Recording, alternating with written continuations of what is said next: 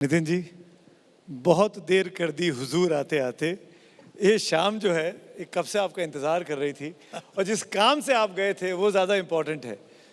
लखनऊ से सीधे चले आ रहे हैं, शपथ दिलाई है योगी जी को। उस कार्यक्रम में मौजूद थे आप, हम यहाँ लाइव देख रहे थे। और इससे अच्छा मौका क्या हो सकता है कि जब आप सीधे लखनऊ से भी यहाँ पहुँचे हैं, तो मैं सवालों का सिलसिला वहीं से शुरू करता हूँ आपकी इजाज़त से। बताइए। सबका साथ, सबका विकास, सबका विश्वास, इस नारे के साथ पार्टी जीत रही है। इस सेशन का थीम भी यही है। 2014 से लेकर 2022 में हम आ चुके हैं। यही फॉर्मूला है विनिंग का।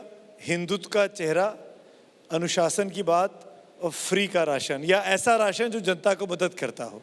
यही 24 जिताएगा। देखिए, गुड गवर्नेंस ये किसी भी देश के लिए सबसे महत्वपूर्ण होता है। और भारतीय जनता पार्टी की जो फिलॉसफी है उसमें पहला जो सबसे इम्पोर्टेंट है वो है नेशनलिज्म, राष्ट्रवाद। दूसरी बात जो है गुड गवर्नेंस एंड डेवलपमेंट। और तीसरा जो इम्पोर्टेंट पिलर है वो है अंत्योदय, जो सोशली, इकोनॉमिकली, एजुकेशनली बैकवर्ड है, जिनके लिए रहने के लिए मकान नहीं, खाने के लिए रोटी नहीं, शरीर पर कपड़ा नहीं। उन दरिद्र नारायण को हम भगवान माने और उसके जीवन में परिवर्तन होने के लिए निरंतर प्रयास करें। और जिस दिन उस व्यक्ति को रोटी, कपड़ा और मकान मिलेगा उस दिन हमारा कार्य पूरा होगा, ऐसा हम समझेंगे। ये पंडित दीनदयाल उपाध्याय जी का सोशो इकोनॉमिक थिंकिंग अंत्योदय के नाम से हमारा उद्दिष्ट है। तो मुझे लगता है कि यही इम्पॉर्टेंट बातें हैं जिसके आधार पर हमने काम किया। एक बात इम्पॉर्टेंट है कि बहुत पहले सुंदर राजन करके एक पत्रकार थे, उन्होंने बीजेपी के बारे में एक अच्छा, मैं शुरुआत में जब बीजेपी में आया था उन्होंने एक अच्छा लेख लिखा था अंग्रेज़ी में। उसमें लिखा था इमेज वर्सेस रियलिटी। तो ये जो हिंदुत्व है, ये बात को लेकर कभी कभी जो प्रेजेंटेशन होता है वो थोड़ा गलत तरीके से होता है। पहली बात तो ऐसे है कि जात, पंथ, धर्म, भाषा और सेक्स के आधार पर किसी भी प्रकार का डिस्क्रिमिनेशन हमको मान्य नहीं है। Justice with all and appeasement of none is the basic principle. और इसलिए हिंदुत्व के बारे में भी सुप्रीम कोर्ट ने भी व्याख्या की है। और आज मैं, कभी आपको लगेगा तो आप भी सब लोग रिसर्च जरूर करिए कि हिंदू धर्म, धर्म का अर्थ कर्तव्य के साथ होता है। और हिंदुत्व ये जीवन पद्धति है, वे ऑफ लाइफ है। और धर्म और संप्रदाय दोनों अलग होते हैं। तो कभी ना कभी फिर जब हिंदुत्व का, तो हिंदुत्व का अर्थ एंटी क्रिश्चियन, एंटी मुस्लिम, ऐसा इंटरप्रिटेशन होता है। हमारी कोई योजना में 7 साल में हमारी सरकार ने किसी जात, पंथ, धर्म, भाषा के आधार पर किसी को डिस्क्रिमिनेट नहीं किया। अगर राशन बांटा तो सबको दिया। अगर हेल्थ सर्विसेज में हमने कोई स्कीम खोली, सबको दी। रोजगार के लिए मदद की, सबको की। यानी किसी भी स्कीम में इस प्रकार से हमारा कोई कम्युनल अप्रोच नहीं था। और इसीलिए सबका साथ, सबका प्रयास, सबका विश्वास और सबका विकास, यही बात जो है ये प्रत्यक्ष रूप से इसका अनुकरण। 2022 तो आप जीत गए, 5 में से 4 जीत गए। पंजाब तो खैर आप लोग स्ट्रॉन्ग थे भी नहीं, लेकिन अपने दम पर जीते हैं। तो यही फॉर्मूला है 2024 का। 2024 की तैयारी शुरू हो गई है। देखिए, ये तो बहुत स्वाभाविक है कि every politician thinks about his next election. पर मैं मानता हूँ कि केवल इस प्रकार से सच एन ऑनेस्ट कन्फेशन, ये सही होता है। पर मैं थोड़ा इसके अलग जाके आपको कहूँगा कि politics is a instrument of socio economic reform. और जब तुम कोई अच्छा काम करते हो, अभी मैं आज मुंबई बहुत दिनों के बाद आया हूँ। एक समय मैं मुंबई में था तो ये उड्डान पुल बना माहिम का, जिससे आज मैं आया। तो आज ट्रैफिक जाम में 20-25 मिनट बैठ गया, तो अटक गया वहाँ। तो मैं कह रहा था कि मैं जब 95-2000 में 55 फ्लाईओवर और ये वर्ली बांद्रा और मुंबई पुणे हाईवे, ये सब काम करने का मुझे मौका मिला, तो मैं कह रहा था कि अगर ये नहीं होता तो हम और कार्यक्रम में 1 घंटा लेट जाते हैं। अब फिर मैंने कहा कि अब मैं रहता तो मुझे लगता कि अब 3 लेयर के फ्लाईओवर चाहिए। एक नीचे में रास्ता, उसके ऊपर फ्लाईओवर, उसके ऊपर फ्लाईओवर, उसके ऊपर फ्लाईओवर, उसके ऊपर मेट्रो। क्योंकि इतनी संख्या बढ़ी है अब ये हम ऐसे बना रहे हैं तो कभी ना कभी इसकी तसल्ली भी होती है, और जो काम होता है विकास के लिए, समाज के लिए, गरीब के लिए, और वो मुझे लगता है वो करना ही राजनीति में लोकतांत्रिक पार्टी का कर्तव्य होता है। और उसका परफॉर्मेंस ऑडिट आप लोग करें और जनता करे। अगर अच्छा किया तो चुन कर दें, नहीं किया तो बदल दें। आप क्योंकि लखनऊ से चले आ रहे हैं सीधे अटल बिहारी वाजपेयी स्टेडियम में जहां शपथ ग्रहण समारोह हुआ, प्राइम मिनिस्टर मौजूद थे, मुख्यमंत्री तो थे ही थे, शपथ थी। ये जो जीत मिली उत्तर प्रदेश में आपको, क्योंकि इसके बारे में बहुत सी बातें कही गई, लिखी गई, जब तक 10 मार्च नहीं आया था। ये जीत किसकी है? योगी जी की लोकप्रियता की जीत है, मोदी जी के दिशा निर्देश की जीत है, किसकी जीत है? अगर आपको डिफाइन करना पड़े बीजेपी के पूर्व अध्यक्ष, बड़े नेता होने के नाते, तो कैसे डिफाइन करेंगे? देखिए, भारतीय जनता पार्टी की जो सरकार है केंद्र में मोदी जी के नेतृत्व में, उस सरकार ने किया हुआ काम और योगी जी के नेतृत्व में उत्तर प्रदेश के सरकार ने भी काम, ये दोनों का मिला जुला परिणाम है कि उत्तर प्रदेश में शानदार जीत मिली। मैं आपको एक इम्पॉर्टेंट बात बताता हूँ कि उत्तर प्रदेश और बिहार में हम अक्सर कहते थे कि कानून व्यवस्था की बहुत समस्या थी। एक हिम्मत दिखाई योगी जी ने, रिस्क ली, और जो गुंडे थे जिन्होंने गैर यानी इलीगल काम करते थे, उस सब लोगों के खिलाफ एक कड़ी कार्रवाई की और कानून व्यवस्था को प्रस्थापित करके दिखाया। समस्या क्या है कि कानून के प्रति सम्मान भी नहीं और कानून के प्रति डर भी नहीं, ये स्थिति अच्छी नहीं है। और इसलिए लोकतंत्र में कानून व्यवस्था को प्रस्थापित करने में योगी जी ने जो भूमिका निभाई, जिसके कारण माँ बहनों को लगा कि हमारा जीवन सुरक्षित हुआ है, और स्वाभाविक रूप से इसके परिणाम में लोगों के मन में जात, पंथ, धर्म, भाषा से ऊपर उठकर कानून व्यवस्था के कारण जो एक विश्वास आया योगी जी की सरकार से, वो फायदा हुआ। और जो हमने अभी गंगा शुद्ध की, जलमार्ग बनाया, मेरे विभाग में हमने नेशनल हाईवे बनाया, और अभी तो मैं योगी जी के प्रचार में, योगी जी और मैं साथ थे तो मैंने कहा कि मैं वचन देता हूँ, कसम खाता हूँ आपको कि 24 समाप्त होने के पहले उत्तर प्रदेश के रोड अमेरिका के बराबर होंगे। और वैसे रोड अब बने हैं नहीं तो इसीलिए वो योगी जी को बुलडोज़र बाबा भी कह दिया गया। उन्होंने बुलडोज़र दिखाया, बुलडोज़र के जरिए प्रचार हुआ, अब उनके बारे में लिखा गया बाबा बुलडोज़र, बुलडोज़र बाबा। मैं ये पूछना चाहता हूँ कि ये बुलडोज़र प्रतीक किस चीज़ का है, क्या निशानी है? क्या देखिए, आतताइयों को ख़त्म करना है या विकास की निशानी है? आप इसको कैसे देखते हैं? जो एंटी सोशल है, क्रिमिनल है, इलीगल है, उनके खिलाफ बुलडोज़र है। यानी आप किसका शब्द सा अर्थ मत लीजिए, इसके पीछे एक भाव है कि जो गलत काम करेगा, अगर गलत काम करेगा तो बुलडोज़र घुमाया जाएगा। मैं भी एक बार बोला था कॉन्ट्रैक्टर को कि तुम काम ठीक से करो, these are the asset of my country. अगर तुमने खराब काम किया तो रोलर के नीचे तुमको डलवा दूंगा। अब मैं इसका मतलब मैं उनको डाल रहा हूँ और रोलर घुमा रहा हूँ, ऐसा नहीं होता लेकिन नितिन जी, ये एक राजनीतिक के छात्र होने के नाते मैं आपसे पूछ रहा हूँ, अगर बीजेपी को हराना हो तो क्या फॉर्मूला है विरोधी के पास? बीजेपी तो जीतती जा रही है, विरोधियों के पास कोई तरीका नहीं बचा है, कोई रास्ता है कि नहीं है?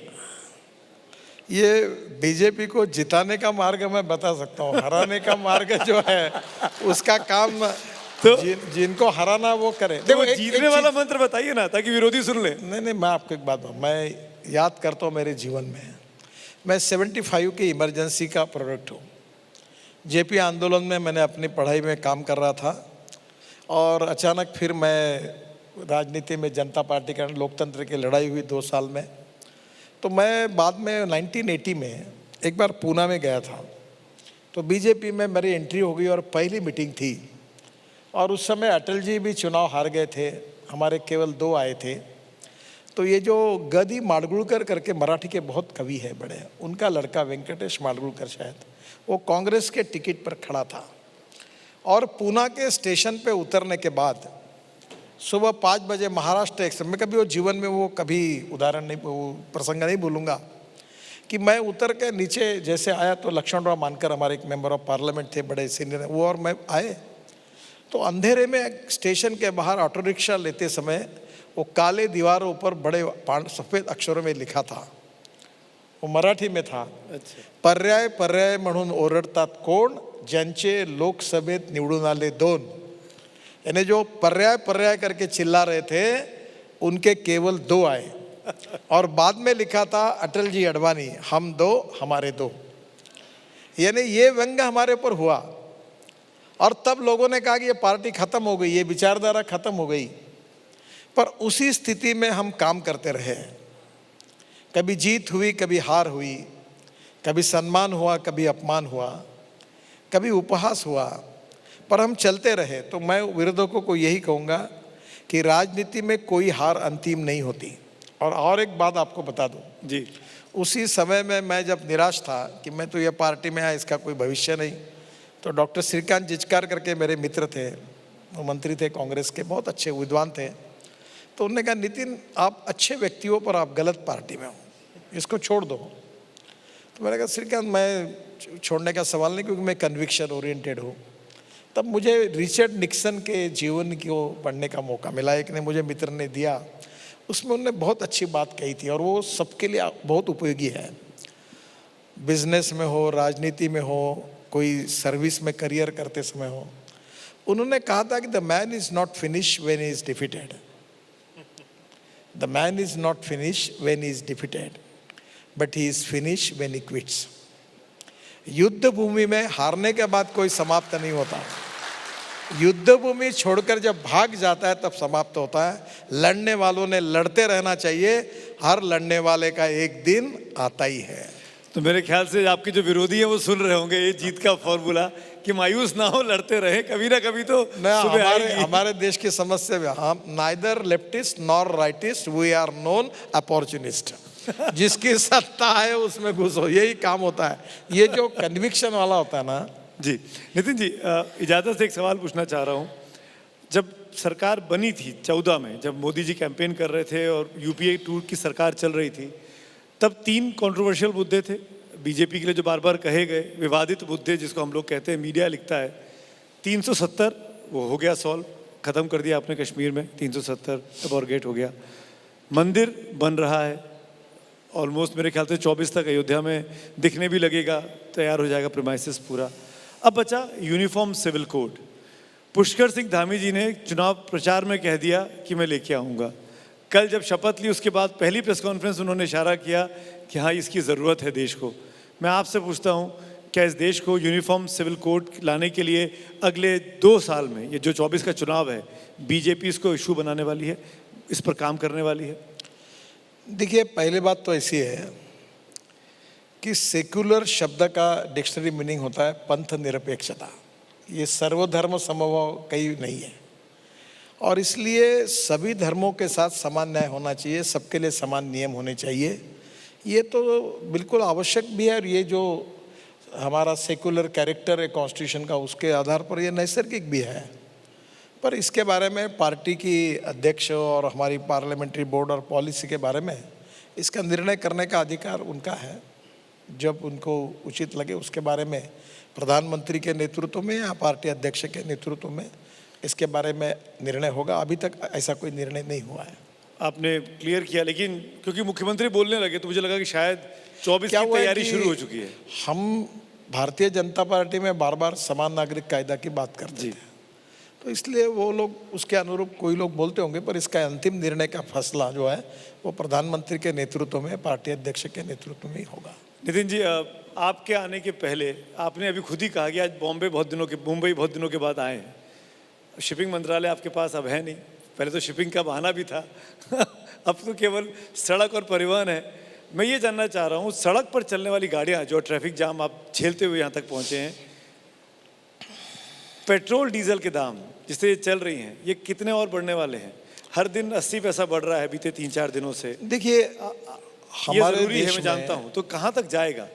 टोटल 80% हमारी एनर्जी इंपोर्ट होती है और अभी रशिया और यूक्रेन में वॉर होने के कारण इंटरनेशनल मार्केट में प्राइस बढ़ी है और हमें उसमें कुछ कर नहीं सकते हैं। पर मैं जो बात 2004 से कह रहा हूँ और बार बार मैं कहता हूँ, तब कुछ लोगों ने मुझे सीरियसली लिया। शंकर को याद होगा, मैं मुंबई में था तब से कह रहा हूँ 2000 से कह रहा हूँ कि इस देश में आत्मनिर्भर भारत बनना होगा तो हमें हमारे देश में हमारे फ्यूल को तैयार करना होगा।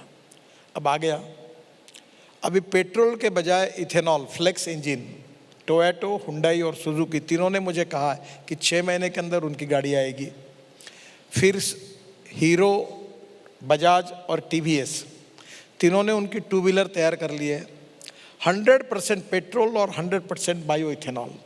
इथेनॉल हमारे किसान बनाते हैं, अब शक्कर के बजाय इथेनॉल बनाएंगे। राइस, ब्रोकन राइस से, कॉर्न से, फूड ग्रेन से इथेनॉल बनेगा। और हमारे देश में अब इथेनॉल की 40,000 करोड़ की इकोनॉमी है, 2 लाख करोड़ की बनेगी। पेट्रोल को हम ज़रूरत नहीं पड़ेगी। फिर इसके साथ हमने अभी ग्रीन हाइड्रोजन की कार मैंने खुद अपने घर पे लॉन्च किया, अभी भी है, आप देखने के लिए आइए जी। पानी से ग्रीन हाइड्रोजन, पानी से, जैसे ब्लैक हाइड्रोजन जो होता है वो कोयले से होता है, ब्राउन हाइड्रोजन जो होता है वो पेट्रोलियम से होता है। पर हमारा जो ग्रीन हाइड्रोजन है ये एक तो जो ऑर्गेनिक वेस्ट है बायोडाइजेस्टर में डालकर मीथेन तैयार करके CO2 को अलग करके फिर उससे हम ग्रीन हाइड्रोजन तैयार कर सकते हैं। और जो गंदा पानी है, अब मैं वो योजना बनाने के लिए यूडी मिनिस्टर को मैंने रिक्वेस्ट किया, हम बैठ रहे हैं कि हमने मैं नागपुर का हूँ, कॉन्स्टिट्यूंसी मेरी नागपुर है, हमने हमारा टॉयलेट का पानी, सीवेज वाटर 7 साल पहले बेच दिया।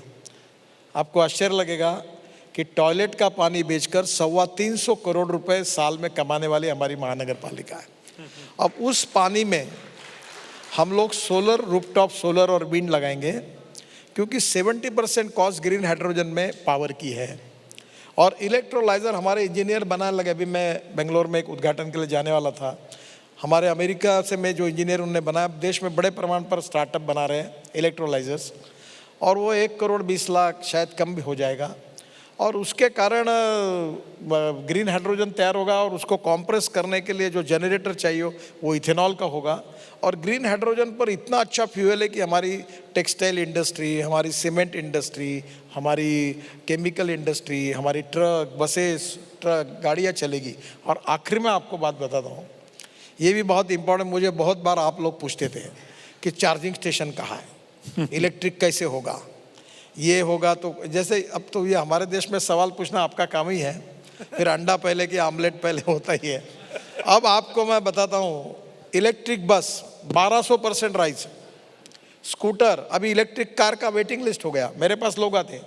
और मैं आपको आज बता रहा हूँ, आज से 2 साल के अंदर, शायद 1 साल ही, पर मैं 2 साल बोल रहा हूँ, 2 साल के अंदर पेट्रोल की गाड़ी, पेट्रोल की स्कूटर और पेट्रोल की auto rickshaw, 4 wheeler, 2 wheeler and 3 wheeler, इनकी इलेक्ट्रिक की कीमत पेट्रोल के गाड़ी के बराबर होगी। और पेट्रोल का जो खर्चा कर रहे हैं आप, उसका 1/10 खर्चा केवल इलेक्ट्रिक को लगेगा। केवल लिथियम आयन बैटरी नहीं, अब हमारी sodium ion battery, aluminium ion battery, zinc ion battery, सब हमारे यहाँ डेवलप किया गया है। वो दिन अब दूर नहीं है। और अब लिथियम में भी प्रॉब्लम नहीं है। 85%, मैं इसका मंत्री हूँ ना, इसलिए मैं बहुत अधिकार से बता रहा हूँ, 85% लिथियम आयन बैटरी के पार्ट इंडिया में बनते हैं और कोई लिथियम का शॉर्टेज वगैरह नहीं है। इतनी बातें मीडिया में छपी जाती है। अभी लिथियम की बैटरी की कीमत कम होते जा रही है, जैसे नंबर बढ़ेगा। एक समय मैंने मोबाइल फ़ोन लिया था 95-96 में, तो 1,35,000 में एरिक्सन का मोबाइल फ़ोन लिया था। और मैं कहता हूँ मैंने मोबाइल फ़ोन लिया, देखो ये कितना बड़ा है, अब वो 4,000 रुपये में मिलता है। तो क्या हुआ है कि जब नंबर बढ़ेगा तो आपको अगर ये प्रॉब्लम सॉल्व होगा, 2 साल के अंदर इलेक्ट्रिक बसेस, अभी मुंबई में 900 बसेस आ रही, पूना में 500 बसेस आई, नागपुर में 200 बसेस आई। अब मुझे लगता है वो दिन दूर नहीं है कि हम पेट्रोल डीजल के ऊपर जो हमारा 8 लाख करोड़ का इंपोर्ट है, जो आने वाले 5 साल में 25 लाख करोड़ का होगा, हम ethanol, methanol, biodiesel, bio CNG, electric and green hydrogen, इसको इतनी अच्छी तरीके से, मैं ट्रांसपोर्ट मंत्री हूँ, विकसित कर रहा हूँ। और अभी आपको मैं अच्छी बात बताऊँगा कि बस भी हवा में उड़ने वाली हम लाने वाला हूँ। 250 लोग बैठ के ऊपर से ऊपर जाएंगे समुद्र में, ये रास्ते का ट्रैफिक कम हो जाएगा। अभी आपको बताता हूँ, ये मुंबई में मैं शिपिंग मंत्री था, तो नया एयरपोर्ट बन रहा है, तो मैंने ऑलरेडी वो प्रोजेक्ट सैंक्शन करके रखा हुआ है कि आप 17 मिनट के अंदर कहीं से भी मुंबई से पानी में नए एयरपोर्ट पे चले जाओगे। जैसे वो इटली में है ना, अपना एक एयरपोर्ट है जहाँ होटल में उतर के पानी से आप जाते हो, वैसे मुंबई में आप पानी से एयरपोर्ट जाओगे तो धीरे धीरे बदलाव होगा, पेट्रोल डीजल की खपत कम होगी, import substitute, cost effective, pollution free और इंडिजिनस, यही नीति और उसके परिणाम दिखना आप शुरू हो गए। आपके ये जो डायनामिक आइडियाज़ है ना, ये सबको बड़े सम्मोहित और मोहित करते हैं। तभी नितिन गडकरी जो है ना, वो ऐसा मंत्री है जो काम करना करवाना दोनों जानता है, फॉर्मूले भी है उसके पास और कैसे करवाए भी जाते हैं। और शायद इसीलिए आपको इतना अप्रिसिएशन भी मिलता है आपके काम की वजह से। मैं इसलिए बोल रहा हूँ कि मैं देख रहा था अभी आप इस सेशन के पहले 4 बड़े खिलाड़ी यहाँ बैठे हुए थे इंटरनेशनल लेवल के। जैसे सत्र खत्म हुआ उनका सेशन, वो सब आके आपसे मिले और सब ने आपकी तारीफ की, क्योंकि मैं साथ में खड़ा था, मैं वो सुन रहा था। अब आगे बढ़ता हूँ नितिन जी, क्योंकि समय कम है, आपको आगे भी जाना है। हम मुंबई में बैठे हुए हैं, कुछ देर पहले आदित्य ठाकरे जी इस मंच पे थे और मेरा सवाल पूछना मेरा काम है। उन्होंने ये कहा कि दिल्ली की सरकार महाराष्ट्र की सरकार को गिराना चाहती है, वेंडेटा पॉलिटिक्स चल रही है, पहले एजेंसियों का इस्तेमाल करते हैं, बदनाम करते हैं, और ये सब तब होता है जब चुनाव सर पर आ रहे हो। आपकी प्रतिक्रिया? नहीं, हम कोई सरकार गिराना नहीं चाहते और हम कोई विंडेक्टिव भी नहीं है। कानून अपना काम करता है, अगर वो गलत नहीं है तो वो जीत जाएंगे, अगर कुछ गलतियां की होगी तो उनको परिणाम भुगतने पड़ेंगे। पर हमारे तरफ से कोई विंडेक्टिव अप्रोच से किसी के ऊपर सरकार कोई काम नहीं करे। पर जिनके यहाँ छापे पड़े, उनके मामा के यहाँ, वो तो पहले से परिवार के सदस्य हैं, बीजेपी उनके साथ रह चुकी है, तब तो कभी छापे नहीं पड़े। देखिए, पहली बात तो ऐसी है कि मैं इन कोई डिटेल्स केसेस को जानता नहीं हूँ। जब तक ये सब घटनाओं के डिटेल्स मालूम नहीं होते हैं तब तक उसके ऊपर कोई टिप्पणी करना उचित नहीं है। पर इतना जरूर बताऊंगा कि किसी के विंडेक्टिव इससे इस प्रकार की कोई कार्रवाई हमारी सरकार कभी नहीं करेगी। एक और मुद्दा है कश्मीर फाइल्स पिक्चर का। जो नॉन बीजेपी रूल्ड स्टेट्स हैं उन्होंने टैक्स फ्री नहीं किया है, उनको सोशल मीडिया पे बहुत पूछा जा रहा है। महाराष्ट्र भी उनमें से एक है, दिल्ली से उनमें से एक है। क्या आपको लगता है कश्मीर फाइल्स को टैक्स फ्री होना चाहिए? देखिए, मैं आपको एक बात बताता हूँ, हमारा फेडरल कैरेक्टर है कॉन्स्टिट्यूशन का। हर राज्य सरकार को अपना अधिकार है। जो राज्य सरकार टैक्स फ्री करना चाहता है वो करे, जो नहीं करना चाहता वो नहीं करे, उसका अधिकार है, उसका हम सम्मान करें। और इसलिए जब राज्यों को उस जनता ने चुन कर दिया है तो उसके बारे में फैसला क्या करना उनका अधिकार है। केजरीवाल जी तो यहाँ तक बोलते हैं कि यूट्यूब पे डाल दो, फ्री में देख लो। कल उन्होंने भाषण दिया दिल्ली विधानसभा में और कहा कि हमसे कह रहे हैं कि टैक्स फ्री करो, टैक्स फ्री करो। विवेक अग्निहोत्री को बोलो कि यूट्यूब पे डाल दें, फ्री हो जाएगी, सब फ्री में देख लेंगे। ये दबाव की पॉलिटिक्स क्यों कर रहे हैं? नेशन बिल्डिंग का काम बीजेपी क्यों नहीं कर रही है? पिक्चर को प्रमोट क्यों कर रही है? देखो, मैं आपको एक बात बताता हूँ, राजनीति में नेता लोग बहुत कुछ बोलते रहते हैं और कुछ लोगों को उनकी पार्टी भी सीरियसली नहीं लेती, तो आप क्यों सीरियसली लेते हो? सर, जिस पार्टी को सीरियसली नहीं लेते हैं उसने पंजाब में 100 सीटें पाली हैं, लगभग 92 सीट्स। देखिए, ये अनप्रोडक्टिव एक्सपेंडिचर, अनप्रोडक्टिव डिस्कशन, ये चलते रहता है। आप जैसे और मेरे जैसे लोगों ने अपने काम का सुनना चाहिए और काम का ही करना चाहिए।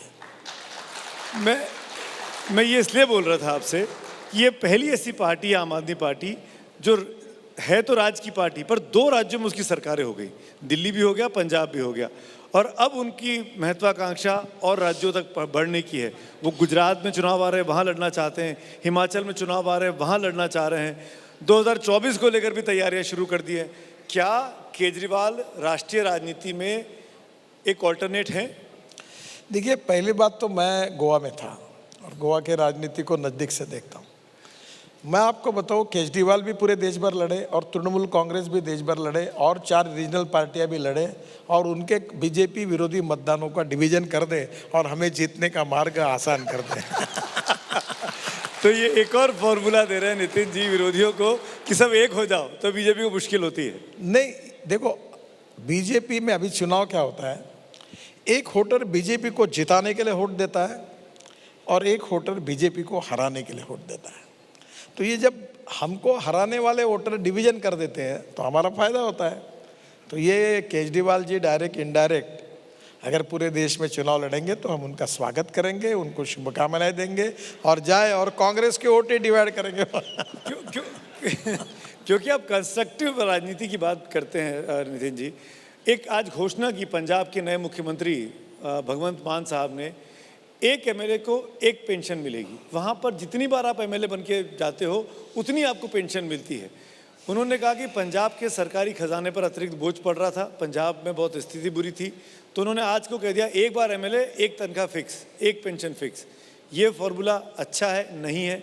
आप देखिए ऐसा नहीं होता। वो क्या होता है, जो महाराष्ट्र में पद्धत है और पार्लियामेंट में पद्धत है कि 5 साल के रेजिम के लिए इतना होता है, फिर 10 साल होने के बाद इतना मिलता है। तो ये क्या होता है कि देखो सभी धनवान नहीं होते हैं। आज मुझे ऐसे अनेक एमएलए एमपीज मालूम है कि उनके हार्ट का ऑपरेशन करने के लिए उनके पास पैसे नहीं है, तो परिस्थितियाँ खराब है। और इसलिए स्वाभाविक रूप से हर प्रोफेशन में पेंशन मिलती है, सरकारी नौकर को मिलती है। तो ये बात मांग उठी कि भाई लोकप्रतियों के भी जीवन में उनको हेल्थ सर्विसेज के लिए हेल्थ इंश्योरेंस जैसा कोई कवर होना चाहिए और उनको पेंशन मिलनी चाहिए। अब उसका फार्मूला क्या हो ये हर राज्य तय कर सकता है, पर एक बात जरूर है। देखो मैं आपको एक बात बताता हूँ, मुझे पास बहुत लोग आते कि मैं अपना जीवन पार्टी को देना चाहता हूँ, तो मैं बोलता हूँ आप क्या करते हो? बोले मैं दुकान था चला नहीं। मैंने बोला बिल्कुल ज़रूरत नहीं तुम्हारी, पहले अपना घर ठीक देखो, अपने परिवार का ठीक देखो और फिर राजनीति में काम करो। और no philosophy can be taught to empty stomach. और मैं ये अनुभव कर चुका हूँ क्योंकि मैं बहुत संघर्ष से आया हूँ। आज मैं कहता हूँ कि पहले ईमानदारी के मार्ग से अपना उद्योग व्यवसाय काम करिए, 2 पैसे कमाइए, फिर राजनीति करिए। राजनीति ये पैसा कमाने का धंधा नहीं हो सकता और नेताओं की ज़रूरत होती है। अब मुझे प्रॉब्लम नहीं, क्योंकि मैं अपनी गाड़ी या बदलता हूँ तो भी अपनी मेरी कंपनी मुझे देती है, तो मैं अपना खर्चा कर सकता हूँ, मैं किसी पर डिपेंड नहीं हूँ। तो कहीं ना कहीं राजनीतिक कार्यकर्ता जो ईमानदारी से कन्विक्शन के लिए काम कर रहा है उसने अपनी आर्थिक स्थिति को ठीक करना चाहिए और फिर राजनीति में कन्विक्शन के साथ, ईमानदारी के साथ राजनीति का पेशा न मानते हुए लोगों की सेवा करनी चाहिए। तो मुझे लगता है ये ज़्यादा अच्छा होगा। एक आखिरी सवाल, समय समाप्त हो गया, आप भी देख रहे हैं, आपको भी जाना है मुझे पता है, लेकिन आपके हिसाब से महाराष्ट्र की सरकार जो बनी है ये कैसा काम कर रही है? अच्छा काम कर रही है कि नहीं काम कर रही है? इसको 5 साल का टेन्योर पूरा करना चाहिए कि नहीं पूरा करना चाहिए? देखो किसी भी सरकार के बारे में उसका अच्छा काम है नहीं है, उसका परफॉर्मेंस ऑडिट बहुत बार लोग करते हैं और जनरली मैं एबीपी बहुत सुनता हूँ। तो आप आपके सर्वे दिखाते हैं कि ये क्यों पसंद किया, ये क्यों बढ़ा, ये क्यों काम हुआ। ये किसी भी सरकार का बारे में परफॉर्मेंस ऑडिट करने का पूरा अधिकार आपका है, आप जरूर करिए, मुझे इस झंझट में मत फंसाइए। बहुत बहुत शुक्रिया, आपसे हाजिर जवाबी में कोई जीत नहीं सकता। Thank you so much Nitin ji, आपने वक्त निकाला आए, थैंक यू सो मच। बहुत बहुत धन्यवाद, thank you very much. Thank you, sir, for giving us your time today.